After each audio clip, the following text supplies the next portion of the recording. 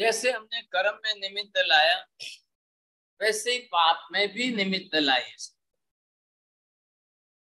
संसार के अंदर पाप की प्रवृत्ति भी अलग अलग तरीके से लोग अपने अपने हिसाब से करते हैं, लेकिन आपने करण करावण अनुमोदन का दोनों निमित्त जब देखा है तो आप ये समझिए, अब मेरी आत्मा ये है, अब दूसरे कोई जीव है संसार के, आप जिनके साथ जुड़े हो वो आपके रिलेटिव संबंधी, ये जो भी है, अब आप ये निश्चय कर लो मैं पाप करूं नहीं, मैं दूसरे को कराऊं नहीं, दूसरे करे उसमें मैं निमित्त बनूं नहीं। क्योंकि जैसे ही बाहर पाप होगा वो सीधे आपने इनके साथ कर्म बांधा है, ये पाप किया, तो क्या हुआ, एक्स वाई जेड ये भी पाप कर्म बांधेंगे, आप भी कर्म बांधेंगे। अब ये बेटा है कि बेटी है, भाई है कि बहन है, पति है कि पत्नी है, इनके साथ किया, आपने भी कर्म बांधा है, इन्होंने भी आपके साथ कर्म बांधा है। कल ये सास बहू के बीच में है, अगर बहू ने भी कर्म बांधा है तो सामने सास ने भी कर्म बांधा है। दो में से एक पक्ष में भी कोई मौन रह करके प्रतिकार न करे या सामने किसी को कर्म बंधाने कारक ऐसे शब्द न बोलो तो एक जन तो बचेगा, दो में से एक तो बचेगा। देखिए ये भी जो एक्स वाई जेड है उसके भी अपने स्वभाव में है, इसने अपना स्वभाव क्या बनाया है, इसके स्वभाव के अंदर क्या क्या आ रहा है, छठे क्रोध, सातवें मान, आठवें माया, नौवें लोभ, 10वें राग, 12वें कलह। तो इसने जैसा अपना स्वभाव बनाया है, छठे क्रोध, सातवें मान, आठवें माया, नौवें लोभ, 10वें राग, 11वें द्वेष, 12वें कलह, सामने वाले का भी वही स्वभाव। महावीर स्वामी ने क्या कहा, संसार के समस्त जीवों में ये 6-7 कर्म प्रकृति भाव पाप के रूप में, भाव कर्म के रूप में सब में पड़ी। बोलो माँ जी शू कीधु?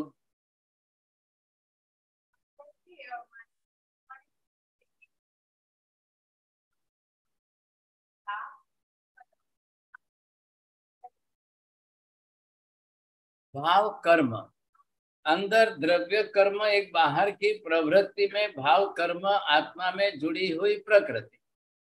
छठा थी लईने छेक 12मा સુધી 7 प्रकृतियों છે।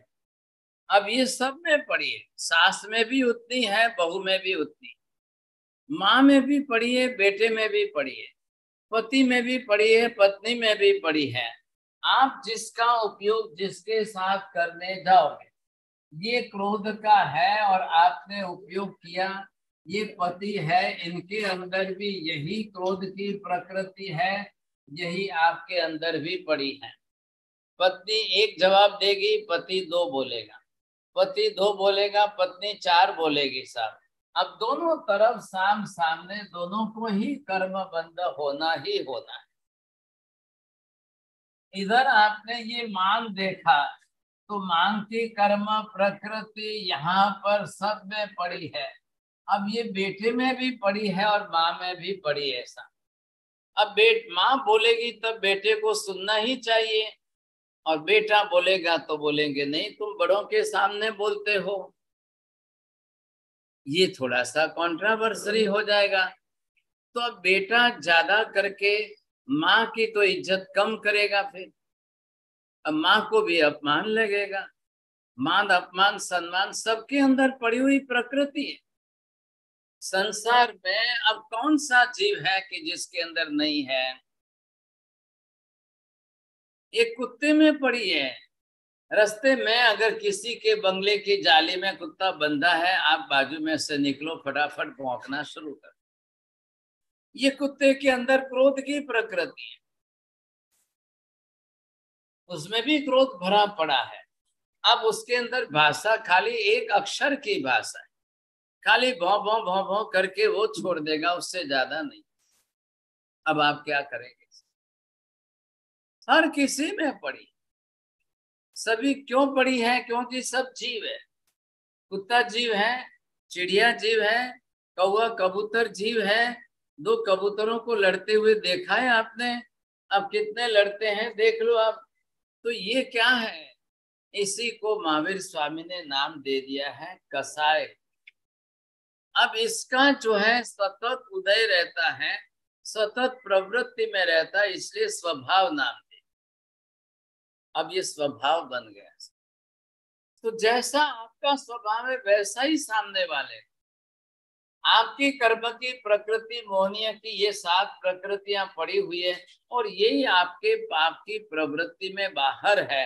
अब दूसरों में भी वही पड़ी है, इसलिए आप क्रोध करोगे वो भी क्रोध करेगा, आप झूठ बोलोगे वो भी झूठ बोलेगा। खाली तमने एकलाने झूठ बोलता आवड़े छे એવું નથી, સામે તમારી સામે બીજા જેટલા છે એમને પણ ખોટું બોલતા આવડે છે। ઘણા લોકો ખોટું બોલવાની અંદર एक्सपर्ट હોય છે। कोई माँ अपने बच्चे को झूठ बोलना सिखाती नहीं है। ऐसे झूठ बोला जाता है, ऐसे झूठ बोला जाता है, माँ नहीं सिखा रही है। लेकिन नीचे खड़े किसी व्यक्ति ने आवाज दी ऊपर कांति भाई छे। अब कांति भाई खुद ही अपने बेटे को कह रहे हैं कि जा बेटा बोली देने जरा बारी माथी कही देने के नहीं। अब बेटे ने कह तो दिया, नीचे से आवाज देने वाले वो नहीं एम समझीने चाल्या गया, लेकिन बेटे ने ये झूठ बोलना सीख लिया। આવી રીતે પપ્પા ઘરમાં હોવા છતાં નથી એવો જવાબ આપે છે। अब इसको कहते हैं असत्य। सच्चाई ये है कि पिताजी घर में है और सामने से सामने वाले को ना कह दो, खेल खत्म। अब ये बाप ने बेटे को सिखाया कि नहीं सिखाया, ये आप ध्यान रखिए। अगर आप एक माँ बाप हैं और माँ बाप चाहते हैं कि हमारे गलत संस्कार बच्चों में न आ जाए, तो कृपया उनकी आंख नाक कान से आप अपना क्लेश कसाय दूर रखिए। मतलब बच्चों के सामने लड़िए मत, झगड़िए मत। बच्चों के सामने पति पत्नी एक दूसरे को गाली गलौज के अपशब्द न बोले। बच्चे के कान पर पड़ गए तो ये कान और आंख के कैमरे जो है वो ब्रेन में सेट कर देगा, दिमाग में फिट हो जाएगा। घर में ऐसे गलत शब्द सुनेगा, कल आपका बेटा ये शब्द बाहर बोलेगा। जब आप घर में बोल रहे थे तब किसी को चोट नहीं लगी, लेकिन बेटा जब बाप के सामने गलत शब्द अपशब्द बोलने लग जाएगा तब चोट गहरी लग जाएगी। संस्कार देने के तरीके होते हैं और संस्कार देने के तरीकों में always charity begins with home. मैं पहले मेरे से शुरुआत करूं। माँ बाप का गलत व्यवहार, गलत भाषा, गलत आचार, ये बच्चों के दिमाग पर गहरी छाप छोड़ते हैं, बहुत गहरी छाप छोड़ते हैं। फिर आप दुनिया की कोई ताकत नहीं है कि उनकी मेमोरी में से निकाल सके। अब उनके दिमाग में से मेमोरी में से निकलेगा नहीं। ध्यान रखना, कोई दिमाग का ऑपरेशन नहीं होता है, मेमोरी का ऑपरेशन नहीं होता है, ये समझ के चलिए। यहां पर आप देख रहे हो, अब एक्चुअली महावीर स्वामी ने कहा आप इसको स्वभाव शब्द की संज्ञा मत दीजिए, ये आपके लिए विपरीत भाव है, ये एक्चुअली विभाव है। ये विभाव है, स्वभाव नहीं है। ये वि अक्षर विकृत भाव, विपरीत भाव, विरुद्ध भाव। आत्म गुणों से जिसने सर्वथा विरुद्ध आचरण करके बनाया है, बिगाड़ा है, ये विरुद्ध भाव है। ये विकृति करने वाला भाव है, दिमाग में विकृति कारक है। अब आप देख लो इधर जिस प्रकार के, अब इधर आपके घर के अंदर ये सास ससुर भी है, कोई है, और किसी के साथ आप कोई व्यवहार करते हैं, क्योंकि एक परिवार तो बन गया है ना आखिर।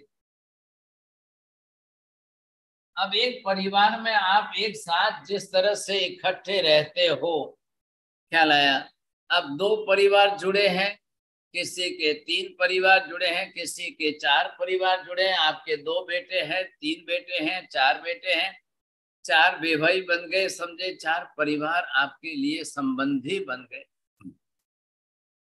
अब भाषा का, बोलचाल करने का, व्यवहार का विवेक बहुत रखता है। अगर घर के संस्कार के अंदर आदरार्थी लैंग्वेज, रिस्पेक्टिव लैंग्वेज बोलने के संस्कार अगर आपके अच्छे हैं तो ठीक है, परिवार में बच्चों का संस्करण भी वैसा हो जाएगा। लेकिन नहीं तो आपने जो गलती की, अब वो गलती बच्चे के दिमाग में अगर सेट हो गई तो वो भी कर्म बांध देगा, आप भी कर्म बांध। इधर देखिए, अगर आपने भी नीच गोत्र कर्म बांधा है तो सामने दूसरे ने भी नीच गोत्र कर्म बांधा है, सास ने भी नीच गोत्र बंधा है तो बहू ने भी नीच गोत्र कर्म बांधा है। अब क्या परिणाम आएगा?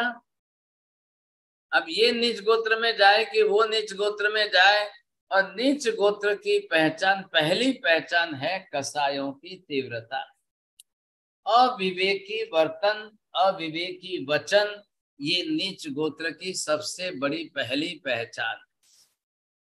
और अगर ये आपको व्यवहार में मिल जाए तो उच्च गोत्र होने पर भी आप संबंध न जोड़ें, ये फायदा। भले ही आपको उच्च गोत्र दिखाई देता हो लेकिन संबंध न जोड़े, बच के रहिए। एक तरफ फिजिकल संस्कार के अंदर व्यसन आ जाए और एक तरफ मेंटल हैबिट खराब हो जाए और तीसरी तरफ वचन की भाषा बिगड़ जाए, मेहरबानी करके ऐसे व्यक्ति को या ऐसे परिवार में अपनी बेटी नहीं दी। एक रिश्ता ऐसा हो रहा था, भाई लड़के को लड़की पसंद है, लड़की को लड़का पसंद है, दोनों ही अच्छे, दोनों ने तय कर लिया, चलो। आई माँ बाप तक जब बात आई, माँ बाप जब मिलने, देखने, तपासने गए तो सबसे पहली बात देखी कि उनके घर में बोलचाल की भाषा का लैंग्वेज स्टैंडर्ड बहुत हल्का है, करोड़पति है, वो बात अलग है, बंगला गाड़ी है, लेकिन जब ये देखा कि इनके घर में वचन योग की भाषा के संस्कार ही नहीं, अब शब्द बोलने वाले सब हैं, और इस घर के अंदर सबको बिल्कुल जो है गुजराती भाषा में जिन्हें कहवाय के कोठे पड़ी गई। They all become family members, are used to with that। कुछ बोल रहे हैं, कुछ सुन रहे हैं, कुछ भी नहीं लग रहा है। माँ बाप ने अपनी बेटी से कहा कि एक काम कर, 3 दिन जाके उस घर में रह के आ जा। मेरी तरफ से कोई मनाही नहीं है, तेरे को जाना है, शादी तुझे करनी है, रहना तुझे है। मैं कुछ भी बोलूंगा तो तू कहेगी नहीं मेरे पापा मेरी शादी तोड़ा रहे। पापा ने कहा पहले जा, 3 दिन खाली रह के आ। किसी के घर के संस्कार 3 दिन में तो सामने आ ही जाते, लैंग्वेज का स्टैंडर्ड सामने आ जाता है, भले घरों के अंदर भाषा सामने आती। बताइए क्या करना। बेटी गई और 3 दिन वहां एक्सपीरियंस किया, फिर आकर के उसने बोला पापा अब मैं वहां 3 दिन नहीं रह सकती हूँ तो जिंदगी कैसे बिताऊं। नहीं, सब कुछ अच्छा है, सब कुछ पुण्य की प्रकृति है, लीला लहर है, गाड़ी बंगले मकान बहुत है, सब कुछ है, लेकिन भाषा व्यवहार बहुत खराब। भाषा व्यवहार का स्टैंडर्ड एकदम लो लेवल का है। और बेटी ने क्या कहा, पापा मैंने इस घर के अंदर तो 25 साल की उम्र तक कभी ऐसे शब्द सुने नहीं, और वहां पर तो 25 मिनट में बोले जा। नहीं पापा मुझे नहीं जाना है, नहीं रहना। अब भाई साहब बोलिए, संस्कार में लैंग्वेज के संस्कार देख करके कोई अपनी कन्या देने वाले अंधेरी नगरी में होवे तो बात अलग। अब आप देख लो, आज उसका परिणाम है वचन योग की भाषा के अपशब्दों के कारण 15 से 20% डाइवोर्स हो रहे। 15 से 20% ડાયવોર્સ. તમે કેટલી ભક્તામરની હિલિંગ કરીને સ્વભાવ સુધારશો? કેટલી સંભાવના છે કે કોઈ માણસ જાતે પોતાના સ્વભાવને બદલે? કોઈ ભક્તામરની हीलिंग करवानी जरूरत જ ना पड़े. डाइवोर्स के अंदर सबसे बड़ा कारण कसाय का स्वभाव का बदलाव. तो इधर आपने ये देखा कि ये सारे विभाव जो बढ़ते जा रहे हैं, अब ये आपके साथ में कसाय की कर्म प्रकृतियां आ गई. मोहनीय कर्म की ये सब प्रकृतियां हैं, और ये मोहनीय कर्म की सब प्रकृतियां कसाय के ग्रुप में है. इसको कसाय का ग्रुप नाम दिया है. बाहर 18 पापस्थान की प्रवृत्ति में है, तब तक 6ठे क्रोध, 7वें मान, 8वें माया, आप गिनते रहो. आत्मा के साथ में बंद करके ये मोहनीय कर्म बन गए. अब ये आपके साथ में कसाय मोहनीय की प्रकृति. अब क्या फर्क है दो में? बोलने में क्रोध आपका 10 मिनट में पूरा हो जाएगा, लेकिन बंधी हुई कसाय में क्रोध कसाय की मोहनीय कर्म की प्रकृति 10 करोड़ बरस तक चलेगी. बोलने के शब्द 10 मिनट, बंधे हुए कर्म 10 करोड़ बरस तक. अब आप सोच लो, अब वो 10 करोड़ बरस तक जितने जन्म और करेगा, उन 10 करोड़ के जन्मों में सभी भवों के अंदर वापस क्रोध उतना ही आएगा. तो मौन रहने से कसाय मंद हो जाते हैं, हल्के हो जाते हैं. तो वचन से हिंसा ज्यादा होती है या मन से हिंसा ज्यादा? मन से हिंसा प्रमाण नहीं रहता है. वचन में मैं और आप अकेले एक ही हैं. वचन के अंदर भाषा आपके लिए, मेरी भाषा के लिए आप, यहाँ पर लिमिट है. मन की लिमिट ही नहीं रहती है. लेकिन वचन का नुकसान प्रत्यक्ष सामने है, मन का नुकसान किसी को पता नहीं चलेगा. मन के नुकसान में आपको अकेले को कर्म बंद हो रहा है, और वचन के अंदर दोनों पक्ष में सामने हो रहा है. लेकिन वचन के अंदर सामने वाला समता रखे या सहन कर ले तो वो भी बच जाता है. बोलने वाला तो कर्म बांधेगा ही बांधेगा. दोनों तरफ है. वचन का मौन रखा जा सकता है, मन का मौन कैसे रखें? आपने पछाड़ कर लिया तो वचन से तो आप बच गए सब, लेकिन अब मन से सोचने का पछाड़ तो आप नहीं कर सकते.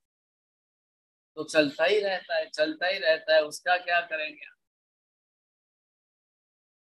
कैसे करेंगे? ये जो परिस्थिति सामने आ रही है, इस परिस्थिति का विचार वर्णन आपको करना चाहिए. अब कर्म की बंध प्रकृति के सामने सजाग है, सावधान है, उसको पाप की प्रवृत्ति के व्यवहार आचरण के टाइम पर सावचेत रहना जरूरी. आप पाप प्रवृत्ति करते समय सावधान नहीं हो तो आत्मा के अंदर कर्म की बंध होने की प्रकृति को रोक नहीं सकोगे. रोकना है तो बाहर पाप की प्रवृत्ति को ही रोकिए, तो जाकर के अंदर कर्म की प्रकृति रुक सके. दोनों पर आपका ध्यान होना चाहिए. लेकिन अगर आप पाप की प्रवृत्ति में नहीं रुकते हो, कुछ भी करते हो, कहीं भी करते हो, कैसा भी बोलते हो, करते हो, तो भाग्यशाली फिर तो कर्म का बंध अब इतना ज्यादा प्रमाण में होगा, इतना ज्यादा आप नहीं रोक पाओ. पाप प्रवृत्ति मन वचन काया के योगों से चलने वाली क्रिया, होने वाली क्रिया जो थोड़ी मिनटों तक चलेगी, लेकिन आत्मा के साथ बंद करके जो कर्म हो जाए वो जन्म जन्म तक चलेगा. तो क्या होगा? इधर देखिए, ये जो कर्म प्रकृति लौकिक व्यवहार में, अब आज तो आपने इसको स्वभाव बना ही दिया है. अब शास्त्रों के अंदर विभाग, अब ये आपके स्वभाव के साथ में जुड़ गए. अब यहाँ से आप दूसरे जन्म, तीसरे जन्म, अब जिस जन्म में जहाँ जिस तरह से आप चलते जाएंगे, अब परिणाम ये आएगा कि जिस जन्म में आप जाएंगे, आप चल रहे हो, ये आपका जन्म है, आप यहाँ तक चल रहे हो, ये आपके सास आपके साथ चले, ये आपके पति का जीव आपके साथ चले, ये आपके बेटे का आपके साथ चले, ये जिस प्रकार के, अब एक के साथ में दूसरा, ये कौन है, इधर ये कौन है, इनके साथ में आपके क्या राग द्वेष के संबंध कैसे हैं, जब एक साथ में वहां पर इकट्ठे हो जाओ। कल यहाँ से भले देवलोक में गए, चलो आप देव गति में जाकर के चारों इकट्ठे हो गए, वहां क्या करेंगे? और यहाँ से स्वभाव तो यही साथ में ले जाना है, शरीर साथ में नहीं ले जाओगे, कपड़े दागिने साथ में नहीं आएंगे, यहाँ की कोई एसेसरीज आपके साथ में नहीं आएगी, स्वभाव साथ में ही जाता। क्यों जाता है स्वभाव साथ में?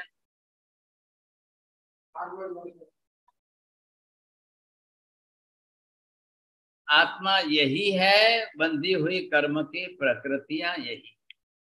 कौन जा रही है? आत्मा जा रही है। हाँ, यहाँ देखेंगे आप कि आप देव गति में गए और पति नरक गति में गया, आप देव गति में गए, पति तिर्यंच गति में गया, तो वहां मेल नहीं बैठे। लेकिन वो वहां जाकर जिसके साथ जन्म लेगा, जो वहां मिलेंगे करेंगे साथ, उनके साथ स्वभाव तो आपका यही चले। ये बात तो निश्चित हो गई। अब जीव जहां जिस गति में जाए, तो ये यहाँ पर आपको क्या देखना है? देव गति नरक गति। यहाँ परिवार नहीं है, समाज नहीं है, सामाजिक व्यवस्था, पारिवारिक व्यवस्था नहीं है, रिलेशनशिप वहां पर, क्योंकि वहां पर कोई बाप बेटे होते नहीं। देव गति में कोई सास बहू कोई होती नहीं ऐसा। अब आप क्या करो? बाप बेटे नहीं होते, माँ बेटी नहीं होती है, कुछ नहीं होता है। जो है यहाँ मनुष्य गति में, एक माँ अपने बेटे बेटी के लिए जिंदगी भर हजारों बार बेटा बेटा बेटा करते करते जिंदगी बिताएगी। क्या करेगी? उसके लिए भी दूसरा कुछ नहीं। तो संबंधों का संसार है तो मनुष्य गति में। अब तिर्यंच गति के अंदर एक कुत्ती के 10 बच्चे पैदा हुए। अब 10 भाई है ना, अंदर अंदर 10 भाई बहन है, लेकिन एक कहाँ गया, दूसरा कहाँ गया, तीसरा कौन बंबई ले गया, चौथा कोई कहाँ ले गया, पांचवा गली में घूम रहा है, छठा कहाँ मर गया, सातवां जन्मता मर गया। अब भाई सब क्या करेंगे? आप तिर्यंच गति में आप क्या कर सकते हैं? भाई बहन, लेकिन कोई एक दूसरे के संबंधों को समझने के लिए तैयार नहीं। वहां ज्ञान ही कम है, बुद्धि का स्तर वहां पर ज्यादा नहीं है, इसलिए ये तकलीफ, और कुछ भी कारण नहीं। अब ऐसी परिस्थिति में आप करो तो क्या करो? एक ही गति बची, देव नहीं, नरक नहीं, तिर्यंच नहीं, मनुष्य गति। सिर्फ मनुष्य गति के अंदर परिवार के पारिवारिक संबंध है। अब मान लो ऐसा जनरली कम होता है, लेकिन परिवार के 5-7 सभ्य सभी गए, और जो सब एक गति में जहां गए, ये 5 जने हैं, अब यहाँ पर इनका स्वभाव फिर वापिस वहां पर टकराएगा कि नहीं टकराएगा?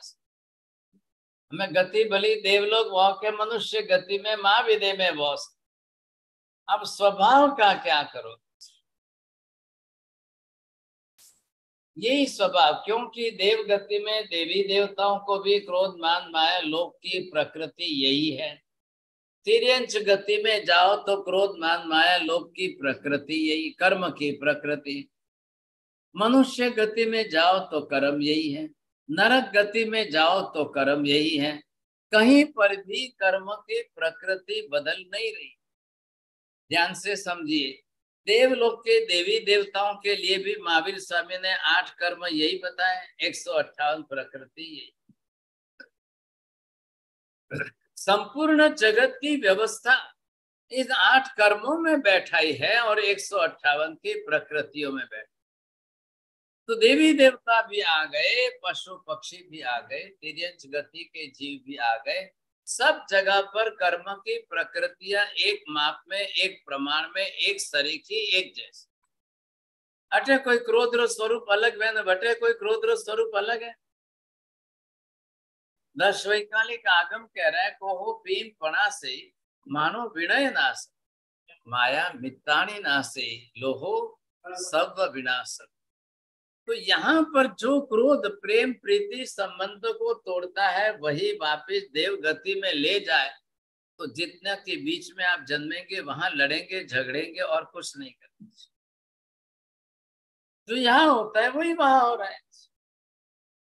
क्लेश कसाय का परिणाम क्या आएगा?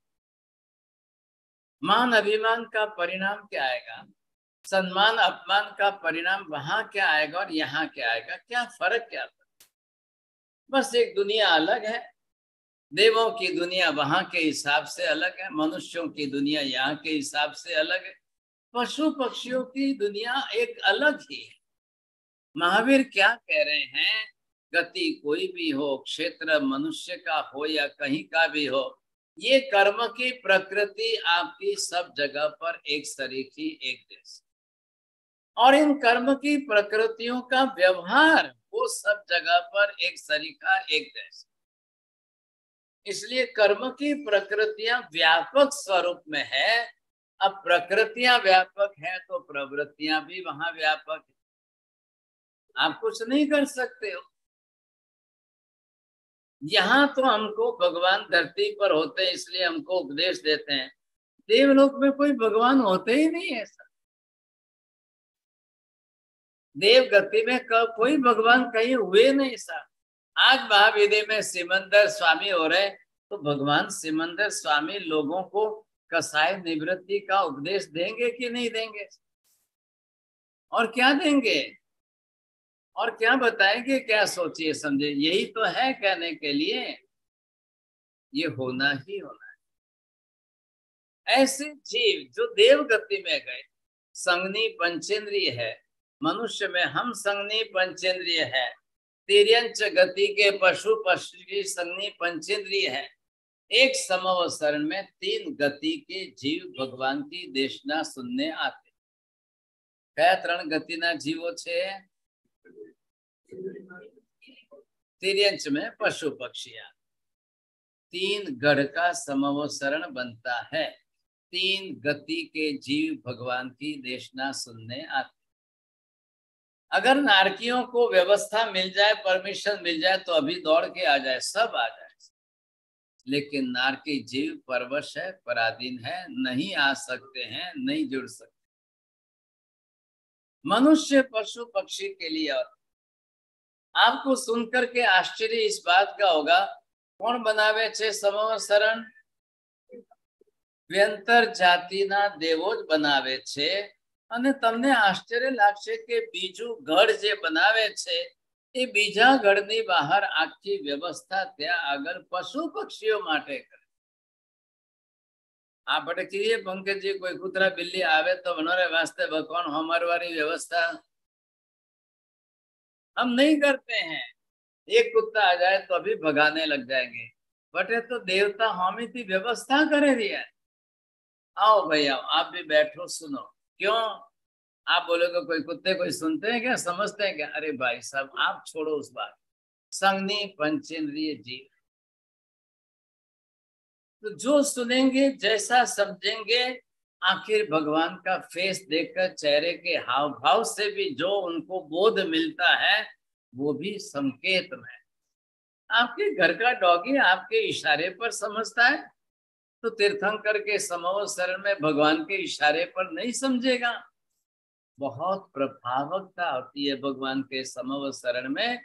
2 मिनट 5 मिनट नहीं, आप एक देशना काल तक जो है भगवान के इस अतिशय और प्रभाव के कारण, सिंह गाय के सामने बैठा है, हिरण के सामने बैठा है, लेकिन खाने की इच्छा नहीं करता। अभी इतनी देर जंगल में सामने होता तो कब का जो है खा के खत्म करता, लेकिन यहाँ नहीं हो रही। तो ये किसके कारण से, ये संभावना कैसे बनी? क्या लायक बहुत बड़ी बात। एक परमात्मा का समवसरण इतनी देर के लिए, सोच के 6 घंटे के लिए इतने जीवों को अगर परमात्मा की देशना सुनने को मिलती है तो अभयदान तो हुआ कि नहीं हुआ? निर्भयता आई, अभयदान हुआ कि अब इतनी देर यहाँ आपको कोई किसी को खाएगा नहीं, कोई किसी को मारेगा नहीं। ये कितना बड़ा कार्य। तो इसलिए पहले इसका विचार कर। आज हम ये विचार कर रहे हैं कि कर्मों के अंदर से कैसे इस 6-7 प्रकृतियों को आप देख रहे हो, सब जगह पर सब गतियों में कैसे। कल हम 18 पाप की प्रवृत्तियों को देख लें कि पूरे 14 लोक में चारों गतियों में फैले हुए है कि नहीं। प्राणातिपात थी लईने 18वां मिथ्यात्व शल्य सुधी બધા જ પાપોની પ્રવૃત્તિઓ को हम चारों गति में देख, आपको ख्याल आ जाए। बख्शालियों संघ के अंदर जिस तरह से देखते देखते हम आगे बढ़ रहे हैं, पहला महीना पूरा हो गया प्रवचनों को, दूसरा महीना शुरू हुआ है। दूसरे महीने के अंदर अब कोई करो पंकज जी हमारी कॉपी पेन जांच करे ने किसने कितना लिखा है, कॉपी जांच करके प्राइज देना है। जिसने जितने प्रमाण में लिखा हो और उस हिसाब से किसकी नोट्स अच्छी तैयार बनाई गई है। हाँ, तो ये आपको जो है खास करके एक तो परीक्षा है, कॉपी की परीक्षा, और इसमें आपको इनाम भी है। दूसरी तरफ शनिवार के दिन जो है खास कंपटीशन रखी है, ड्राइंग कंपटीशन। बोलो महाराज।